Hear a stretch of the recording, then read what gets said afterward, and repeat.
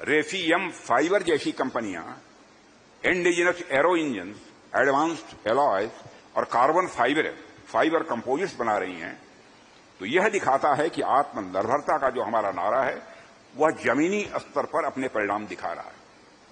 इस आत्मनिर्भरता की सबसे बड़ी ताकत यदि कोई है तो हमारे देश के नौजवान हैं, जिनमें जिज्ञासा भी है, जिनमें जज्बा भी है और कुछ कर दिखाने की जिनके मन के अंदर तड़पन भी है। मैं एक बात और आपको बताऊं, मुझे सुखद अनुभूति हुई जब मुझे यह बताया गया, रेफियम फाइबर और डीआरडीओ के सहयोग से मात्र 14 महीनों में बने 3 प्रोडक्ट्स ऑपरेशन सिंदूर में भी शामिल किए गए थे। और यह किसी भी यंग एंटरप्रेन्योर के लिए एक बहुत बड़ी अचीवमेंट मैं इसे मानता हूं। इससे बड़ा अचीवमेंट किसी यंग एंटरप्रेन्योर के लिए और दूसरा क्या हो सकता है।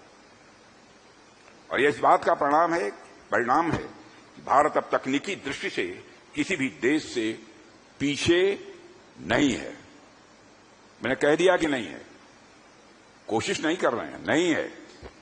ऑपरेशन सिंदूर के दौरान भी हम सबने देखा, ऑपरेशन सिंदूर के दौरान में भी हम सबने देखा, जब संकल्प, साहस और विज्ञान जब तीनों एक साथ मिलते हैं दोस्तों, तो असंभव भी संभव हो जाता है। ऑपरेशन सिंदूर की जब बात आई तो हमारी सेनाओं के शौर्य का जिक्र भला कैसे नहीं होगा। हमारी सेनाओं ने 22 मिनट के अंदर काम तमाम कर दिया। आतंकवादियों को और उनके सरपरस्तों को आईना ही नहीं दिखाया, आईना के अलावा भी जो कुछ भी करना चाहिए सब कर डाला, जिसकी उनको कभी कल्पना भी नहीं थी। और साथियों, ऑपरेशन सिंदूर अगर एक तरफ हमारे सेना के जवानों की वीरता की कहानी है, तो वहीं दूसरी तरफ आत्मनिर्भर भारत और हमारे वैज्ञानिकों और युवाओं के इनोवेशन यानी नवाचार की भी कहानी है। मुझे गर्व है कि हमारे सशस्त्र बलों ने इतनी तेजी से हमारे युवाओं और हमारी इंडस्ट्री द्वारा बनाए गए यह सब सारे इंस्ट्रूमेंट्स, यह सब सारे उपकरण, ऑपरेटर्स उन्होंने अडॉप्ट किया है, बनाया है।